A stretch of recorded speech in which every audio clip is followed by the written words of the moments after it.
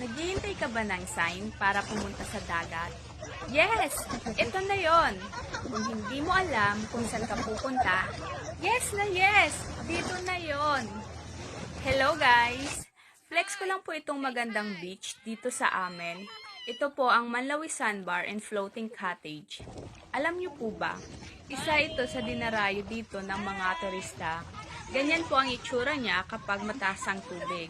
Pwede kayong maglangoy, magkayak, or kung gusto nyo, pwede naman kayong manatili lang sa inyong mga cottage. Habang nasa cottage kayo, may enjoy nyo ang magandang view, ang napaka-preskong hangin, at yung feeling na parang dinuduyan kayo kasi yung maliliit na alon na tumatama sa cottage ninyo, nagsisilbing ugoy siya. Kapag sobrang mababa na yung tubig, ma-enjoy nyo yung paglalakad kasi sa sobrang linaw ng tubig, kitang-kita mo pati maliliit na buhangin.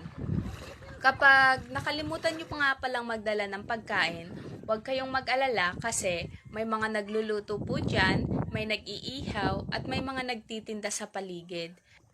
Ayan, dahil low tide na, nagpakita na din sa wakas yung sandbar.